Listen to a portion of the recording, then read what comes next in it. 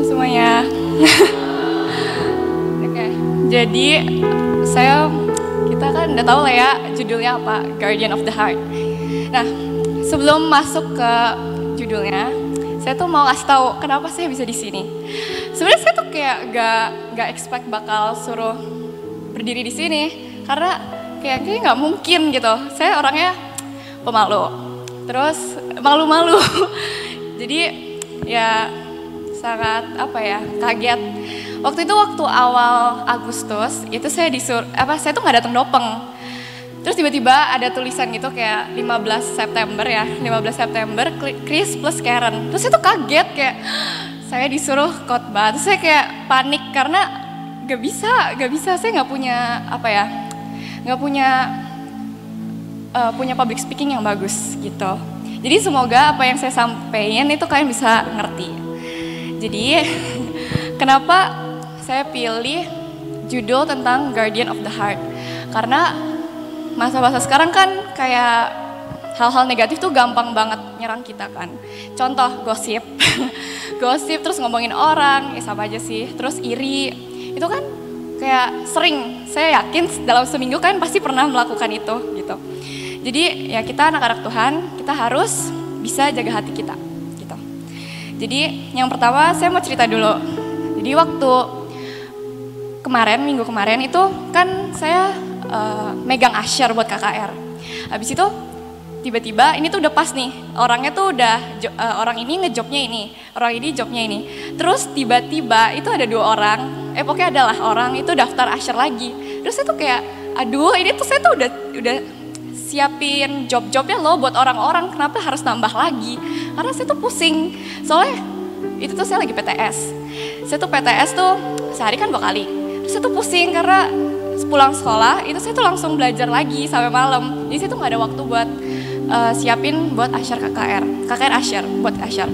Habis itu saya tuh tanya ke teman saya, ini tuh ada yang daftar usher lagi. Terus saya tuh males masukin lagi. Jujur saya tuh males masukin lagi karena saya harus ngatur-ngatur lagi yang lantai 1 siapa, lantai 2 siapa, lantai 3 siapa. Habis itu kata teman-teman saya ngomong, udah gak apa-apa masukin aja karena usher kan perlu banyak ya kalau buat KKR. Habis itu saya ngeluh-ngeluh dikit kayak, duh males, kayak gak bisa, terlalu males untuk buka laptop buat nge-edit Google Docs-nya lagi. Terus habis itu teman saya ngomong kayak, udah gak apa-apa masukin aja siapa tahu butuh. Terus ternyata saya beneran butuh usher lagi. Dan di situ aja saya tuh udah gak bisa jaga hati karena saya tuh malah ngedumel dulu tuh. Maksudnya kan KKR buat usher buat KKR itu perlunya banyak gitu. Jadi di situ saya udah ngedumel, di situ saya tidak bisa menjaga hati saya gitu. Karena jaga hati tuh dibilang gampang enggak, dibilang susah iya. Karena susah buat jaga hati kita karena terlalu banyak pengaruh dari orang-orang lain gitu. Terus ada kayak kalimat yang ngomong kayak gini, hati itu mempengaruhi banyak hal. Kalau hati kita bersih, itu pikiran kita juga bersih. Kalau pikiran kita bersih, itu perkataan kita juga bersih. Habis itu kalau perkataan kita bersih, berarti perbuatan kita juga bersih. Jadi emang hati itu pusat dari segalanya. Jadi kalau ya hati kita bersih ya semuanya yang kita lakuin tuh bersih gitu. Ada ayat di Matius 12 ayat 34 sampai 37. Boleh ditampilin. Ya. Oke, jadi coba saya bacain ya. Matius 12 ayat 34 sampai 37. Hai kamu keturunan ular beludak, bagaimanakah kamu dapat mengucapkan hal-hal yang baik sedangkan kamu sendiri jahat? Karena yang diucapkan mulut meluap dari hati. Orang yang baik mengeluarkan hal-hal yang baik dari perbendaharaannya yang baik, dan orang yang jahat mengeluarkan hal-hal yang jahat dari perbendaharaannya yang jahat. Tetapi aku berkata kepadamu, setiap kata sia-sia yang diucapkan orang harus dipertanggungjawabkannya pada hari penghakiman. Karena menurut ucapanmu engkau akan dibenarkan dan menurut ucapanmu pula engkau akan dihukum. Jadi di ayat ini itu menegaskan bahwa kita itu tidak dapat mengucapkan hal-hal yang baik kalau kita sendirinya jahat. Karena apa yang diucapkan mulut itu meluap dari hati. Jadi yang tadi saya udah bilang pusatnya itu dari hati, teman-teman gitu. Kayak sama aja kayak muka dua. Saya misal ya, contoh aja ya. saya misal gak suka sama Chelsea. Cuman saya kalau ketemu Chelsea tuh kayak baik-baik aja, kayak halo Chelsea, kayak nggak ada masalah. Tapi sebenarnya dalam hati saya tuh saya nggak suka sama Chelsea, pokoknya saya benci banget gitu. Itu contoh ya, contoh gitu. Habis itu kayak sama aja kayak suka ngomongin orang, sama aja kayak suka ngomongin orang dari belakang gitu. Nah, jika perkataan dan perbuatan seorang percaya itu gak sesuai sama kebenaran firman Tuhan, itu berarti ada yang salah dengan hatinya gitu. Ada juga ayat dari Amsal 4 ayat 23. Itu kan kayak udah pernah dengar deh, sering dengar. Itu jagalah hatimu dengan segala kewaspadaan karena dari situlah terpancar kehidupan. Yang berarti di ayat ini tuh ngomong kalau apa yang di hati kita itu terpancar keluar. Itu ke ekspresi kita, ke perkataan dan perbuatan kita. Kalau hati kita nggak baik ya yang kita keluarin juga nggak baik gitu kan. Contoh dari tokoh Alkitab, itu yang pertama itu Adam dan Hawa. Sebenarnya Hawanya doang sih. Hawa kan ya saya nggak usah ceritain lah ya Adam dan Hawa itu kayak gimana, karena kan kalian udah pada tahu semua. Hawa itu memakan buah pohon yang telah dilarang Tuhan karena hatinya itu tertarik pada pohon itu. Nah di situ aja Hawa itu nggak bisa jaga hati karena kan Tuhan udah ngomong gak boleh untuk makan buah di pohon ini, tapi dia malah makan buah itu. Ada juga Kain dan Habel. Nah Kain dan Habel saya juga gak usah ceritain karena mungkin kalian udah tahu. Intinya Kain kan iri sama Habel karena kurban Habel itu diterima, sedangkan Kain tuh gak diterima kan. Terus abis itu si Kainnya itu panas hati, terus malah ngebunuh Habel. Di situ Kain tuh gak bisa jaga hati dia untuk kayak ya udah kalau nggak diterima ya udah gitu, tapi dia malah kayak meluapkan emosinya dengan cara membunuh adiknya gitu.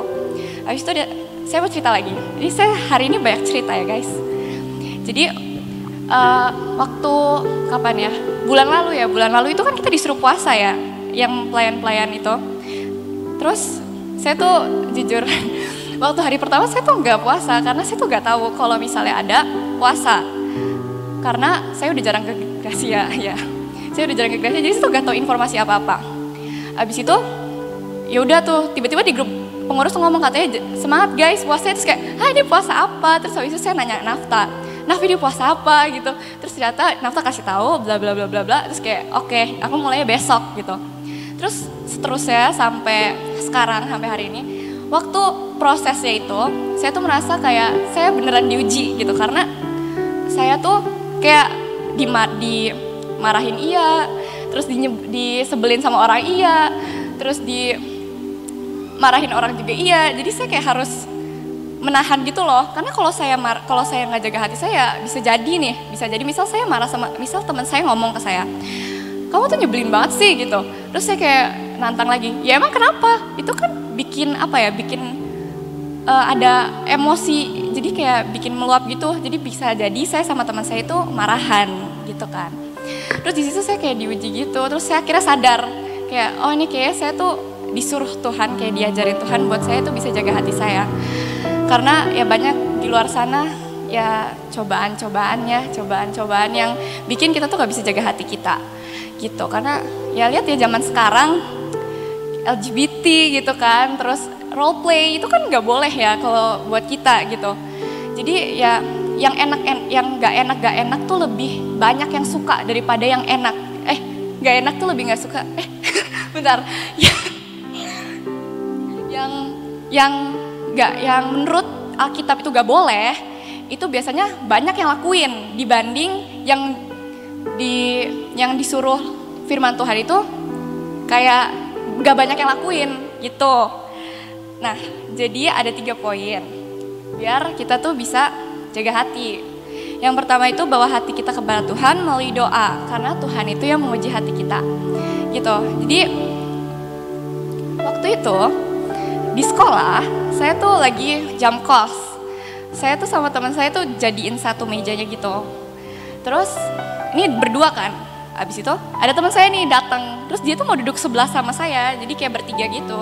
Kan kalau duduknya tuh kursinya kayak gini, kalau gini kan kalau berdua tuh sempit ya.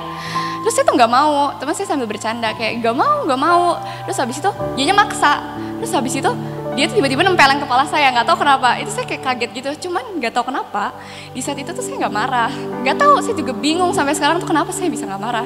Karena saya baru ingat tuh waktu minggu-minggu sebelumnya, Oke, selama seminggu itu saya tuh lagi berdoa buat biar Tuhan tuh jaga hati saya, biar saya tuh bisa sabar karena saya tipikal orang yang nggak bisa sabaran gitu. Jadi orangnya ya maunya cepet gitu. Habis itu ya di situ Tuhan ngasih tahu saya kalau ternyata kamu bisa loh jaga hati gitu.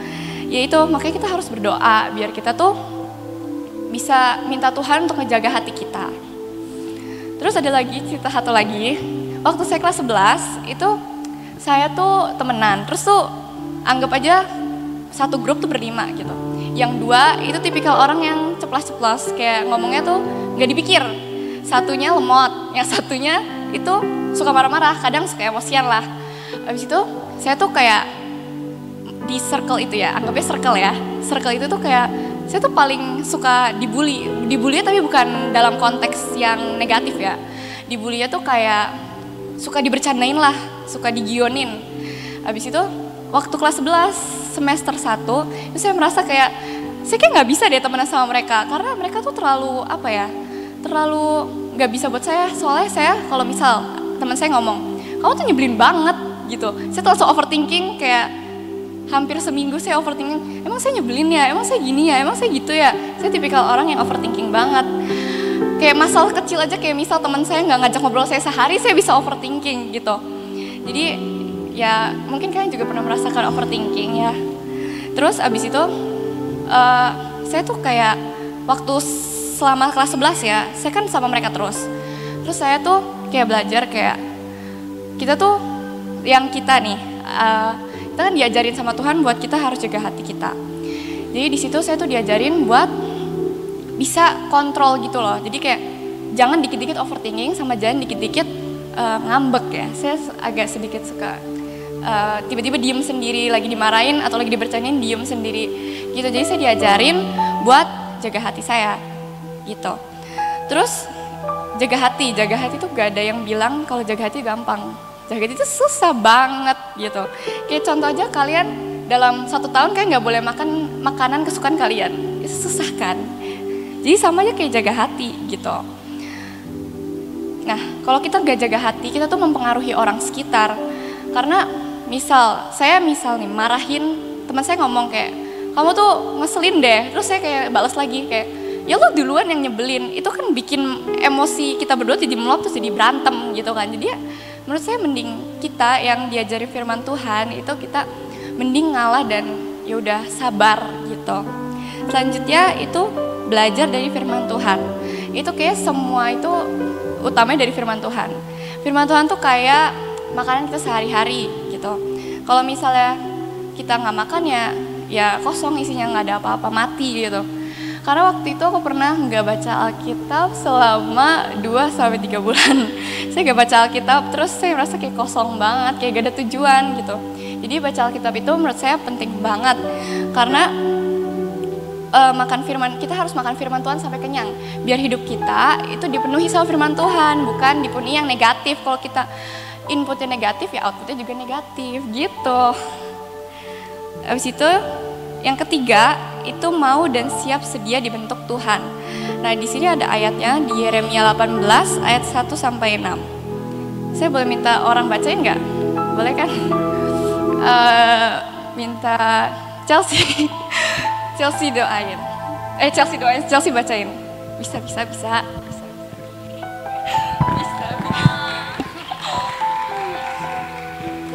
Oke. Yeremia 18 ayat 1. Firman yang datang dari Tuhan kepada Yeremia. Bunyinya,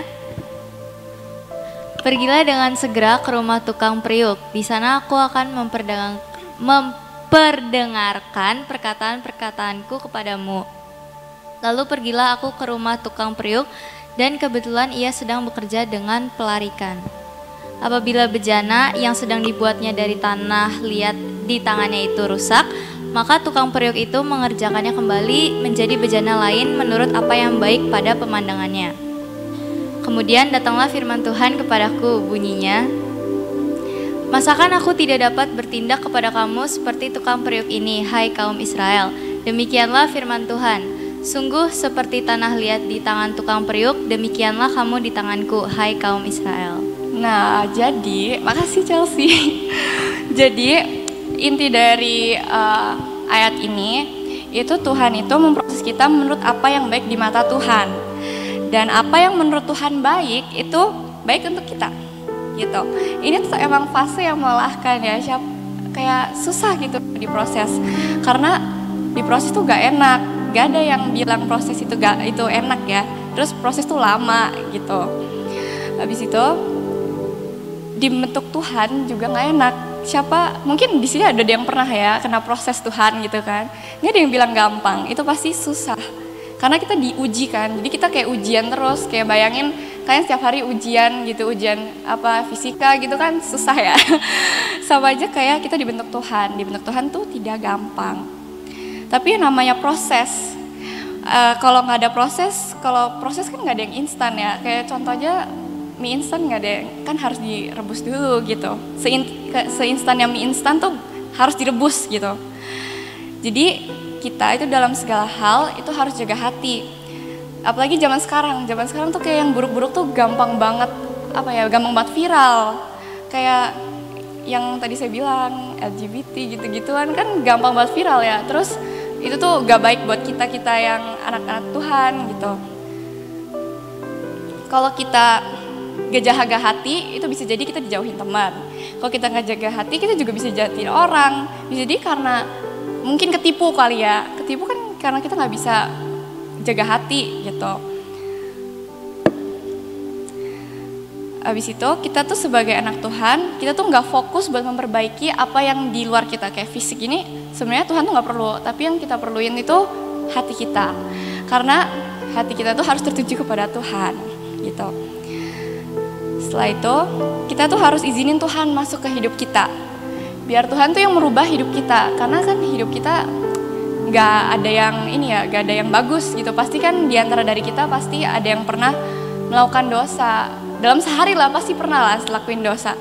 Nah karena itu kita tuh harus memperbaiki hidup kita dengan cara kita mendekatkan diri kepada Tuhan. Sama 3 poin yang tadi, yaitu yang pertama itu kan kita harus berdoa gitu kan.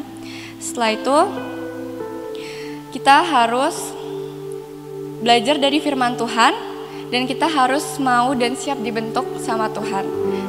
Dan ini emang gak gampang. Gak ada yang bilang, dari tadi saya gak bilang kalau di proses itu gampang. Jadi kita harus mau juga buat dibentuk sama Tuhan gitu. Sama satu ayat terakhir dari Filipi 4 ayat 7.